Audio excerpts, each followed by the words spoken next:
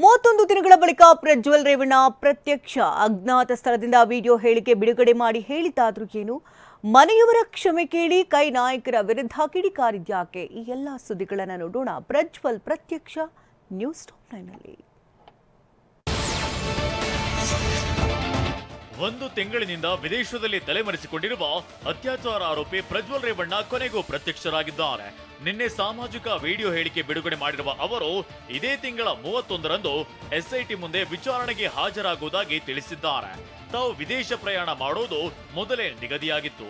ಹಾಗಾಗಿಯೇ ತಾವು ಈವರೆಗೆ ವಿದೇಶದಲ್ಲಿದ್ದು ಸದ್ಯದಲ್ಲೇ ಸ್ವದೇಶಕ್ಕೆ ಬರ್ತೀನಿ ಅಂತ ಹೇಳಿದ್ದಾರೆ. ನಾನೇ ಖುದ್ದಾಗಿ ಶುಕ್ರವಾರ ಏನು 31ನೇ ತಾರೀಕು 10 ಗಂಟೆಗೆ SIT ಮುಖಾಂತರ SIT ಮುಂದೆ ಬಂದು ನಾನು ಸಂಪೂರ್ಣ ಈ ಇನ್ವೆಸ್ಟಿಗೇಷನ್ಗೆ ಸಹಕಾರ ಕೊಡೋ ಮುಖಾಂತರ ನಾನು ಇದಕ್ಕೆ ಸರಿಯಾದ ರೀತಿಯಲ್ಲಿ ಉತ್ತರ ಕೊಡೋಂಥ ಕೆಲಸನ ಮಾಡ್ತೀನಿ. ವಿಡಿಯೋ ಹೇಳಿಕೆಯಲ್ಲಿ ಪ್ರಜ್ವಲ್ ರೇವಣ್ಣ ಮೊದಲನೆಯದಾಗಿ ನನ್ನ ತಂದೆ ತಾಯಿಗೆ, ನನ್ನ ತಾತನಿಗೆ, ಕುಮಾರಣ್ಣರಿಗೆ, ನಾಡಿನ ಜನತೆಗೆ ಹಾಗೂ ಎಲ್ಲ ನನ್ನ ಕಾರ್ಯಕರ್ತರಿಗೆ ನಿಮ್ಮ ಉಬ್ಬಿದ ರಕ್ತನಾಳಗಳ ಸಮಸ್ಯೆಗೆ ಎವಿಸ್ ಆಸ್ಪತ್ರೆಯಲ್ಲಿ ಕೇವಲ 30 ನಿಮಿಷದ ಲೇಸರ್ ಚಿಕಿತ್ಸೆಯೊಂದಿಗೆ ಮುಕ್ತಿ ಹೊಂದಬಹುದು.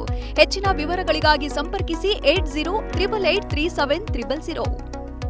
ನಮಸ್ಕಾರ ಅಂತ ಹೇಳಿದ ಪ್ರಜ್ವಲ್ ರೇವಣ್ಣ ಇಷ್ಟು ದಿನ ನಾನು ವಿದೇಶದಲ್ಲಿ ಎಲ್ಲಿದ್ದೇನೆ ಅಂತ ಹೇಳದೇ ಇದ್ದಿದ್ದಕ್ಕೆ ಕ್ಷಮೆ ಕೋರ್ತೇನೆ ಅಂತ ತಮ್ಮ 2 ನಿಮಿಷ 57 ಸೆಕೆಂಡ್ನ ವಿಡಿಯೋದಲ್ಲಿ ಪ್ರಜ್ವಲ್ ರೇವಣ್ಣ ಹೇಳಿದ್ದಾರೆ. ಮೊದಲನೇದಾಗಿ ನನ್ನ ತಂದೆ ತಾಯಿಗೆ, ತಾತಂಗೆ ಹಾಗೂ ನನ್ನ ಕುಮಾರನಿಗೆ ಮತ್ತು ನಾಡಿನ ಜನತೆಗೆ ಹಾಗೂ ಎಲ್ಲ ನನ್ನ ಕಾರ್ಯಕರ್ತರಿಗೆ ಕ್ಷಮಾಪಣೆ ಕೇಳ್ತಾ ನಾನು ಫಾರಿನಲ್ಲಿ ಎಲ್ಲಿದ್ದೀನಿ ಅಂತ ಸರಿಯಾಗಿ ಮಾಹಿತಿ ಕೊಡದೇ ಇರೋದಕ್ಕೆ ಇವತ್ತು ಮಾಹಿತಿ ಕೊಡೋದಕ್ಕೆ ಬಂದಿದ್ದೀನಿ.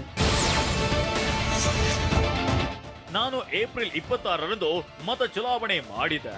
ಆಗ ನನ್ನ ವಿರುದ್ಧ ಯಾವುದೇ ಆರೋಪಗಳಾಗಲಿ ಯಾವುದೇ ಪ್ರಕರಣವಾಗಲಿ ದಾಖಲಾಗಿರಲಿಲ್ಲ. ಅಲ್ಲದೆ ನನ್ನ ವಿರುದ್ಧ ತನಿಖೆ ಮಾಡುತ್ತಿರುವ SIT ಕೂಡ ಆಗ ರಚನೆ ಆಗಿರಲಿಲ್ಲ. ಅಂತ ಸಂದರ್ಭದಲ್ಲಿ ನಾನು ವಿದೇಶಕ್ಕೆ ಪ್ರಯಾಣ ಮಾಡಿದ್ದೆ ಅಂತ ಪ್ರಜ್ವಲ್ ರೇವಣ್ಣ ಹೇಳಿದ್ದಾರೆ. ಈ ವಿದೇಶ ಪ್ರಯಾಣ ಮೊದಲೇ ನಿಗದಿಯಾಗಿತ್ತು ಅಂತ ಸಮರ್ಥಿಸಿಕೊಂಡಿದ್ದಾರೆ. ಅವತ್ತು ನನ್ನ ಮೇಲೆ ಯಾವುದೇ ರೀತಿ ಒಂದು ಪ್ರಕರಣ ಆಗಲಿ ಯಾವುದೇ ಒಂದು ಕೇಸ್ ಆಗಲಿ ಏನೂ ಇರಲಿಲ್ಲ. SITನೂ ಕೂಡ ರಚನೆ ಆಗಿರಲಿಲ್ಲ.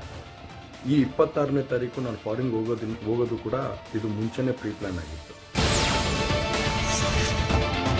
ವಿದೇಶಕ್ಕೆ ತೆರಳಿ 1-2 ದಿನಗಳ ನಂತರ ನಾನು ಯೂಟ್ಯೂಬ್ ಹಾಗೂ ಟಿವಿ ವಾಹಿನಿಗಳನ್ನ ನೋಡುವಾಗ ನನ್ನ ವಿರುದ್ಧ ದೂರು ದಾಖಲಾಗಿರುವುದು ಗೊತ್ತಾಯಿತು. ನನ್ನ ವಿರುದ್ಧ ಕೇಸ್ ದಾಖಲಾದ ಬೆನ್ನಲ್ಲೇ ಕಾಂಗ್ರೆಸ್ ನಾಯಕ ರಾಹುಲ್ ಗಾಂಧಿ, ವಿವಿಧ ವಿಪಕ್ಷಗಳ ನಾಯಕರು ನನ್ನ ವಿರುದ್ಧ ಭಾರಿ ಆರೋಪಗಳನ್ನ ಮಾಡಲು ಶುರು ಮಾಡಿದ್ರು. ಅದರ ಬೆನ್ನಲ್ಲೇ ನನ್ನ ವಿರುದ್ಧ ನೋಟಿಸ್ ಕೂಡ ಜಾರಿಯಾಯಿತು. ಅದರಿಂದ ನಾನು ಒತ್ತಡಕ್ಕೊಳಗಾದೆ. ಮಾನಸಿಕವಾಗಿ ಖಿನ್ನತೆಗೆ ಜಾರಿದೆ ಅಂತ ಪ್ರಜ್ವಲ್ ರೇವಣ್ಣ ವಿಡಿಯೋ ಹೇಳಿಕೆಯಲ್ಲೇ ತಿಳಿಸಿದ್ದಾರೆ. ಏನು ಓಪನ್ ವೇದಿಕೆಗಳಲ್ಲಿ ಈ ಒಂದು ವಿಚಾರಗಳನ್ನ ಪ್ರಚಾರ ಮಾಡೋದಕ್ಕೆ ಪ್ರಾರಂಭ ಮಾಡಿದ್ರು, ಚರ್ಚೆ ಮಾಡೋದಕ್ಕೆ ಪ್ರಾರಂಭ ಮಾಡಿದ್ರು, ಒಂದು ರಾಜಕೀಯದ ಪಿತೂರಿ ಮಾಡೋವಂಥ ಕೆಲಸನ ಮಾಡಿದ್ರು.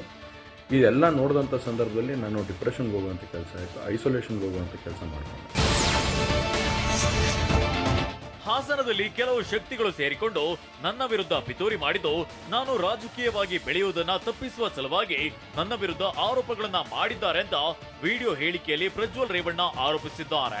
ನನ್ನನ್ನ ರಾಜಕೀಯವಾಗಿ ಮುಗಿಸುವ ಸಲುವಾಗಿ ಅವರು ನನ್ನನ್ನ ಹಲವಾರು ಪ್ರಕರಣಗಳಲ್ಲಿ ಸಿಲುಕಿಸಿದ್ದಾರೆ. ಆ ಹಿನ್ನೆಲೆಯಲ್ಲಿ ನನಗೆ ಮಾನಸಿಕವಾಗಿ ಆಘಾತವಾಯಿತು. ಆ ಕಾರಣಕ್ಕೂ ನಾನು ಒಂಚೂರು ದೂರ ಉಳಿಯಬೇಕಾಯ್ತು ಅಂತ ಪ್ರಜ್ವಲ್ ಹೇಳಿದ್ದಾರೆ.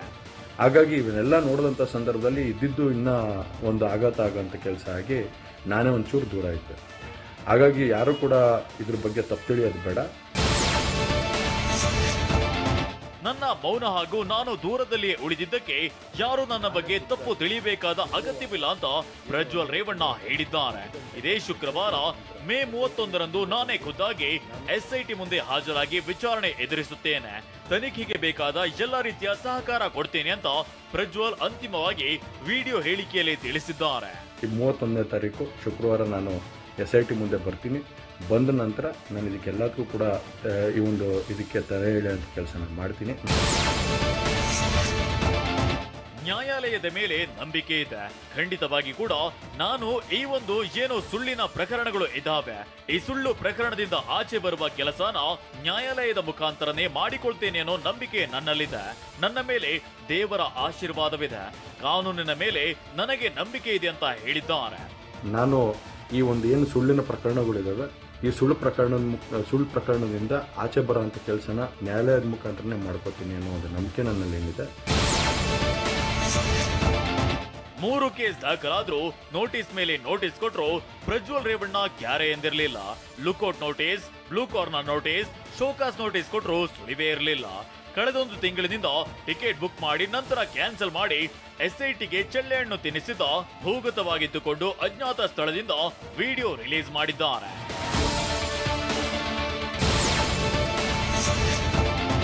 ಮೇ 31ಕ್ಕೆ ಬರ್ತೀನಿ ಅಂತ ಪ್ರಜ್ವಲ್ ಹೇಳ್ತಿದ್ದಂತೆ SIT ಅಲರ್ಟ್ ಆಗಿದೆ.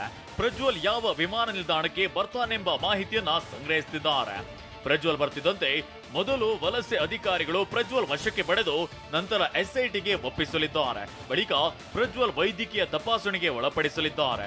ನಂತರ ಪ್ರಜ್ವಲ್ನನ್ನ ಕೋರ್ಟ್ಗೆ ಹಾಜರುಪಡಿಸಲಿರುವ SIT ವಶಕ್ಕೆ ಪಡೆಯಲು ಸಾಕ್ಷ್ಯ ರೆಡಿ ಮಾಡಿಕೊಳ್ತಿದೆ.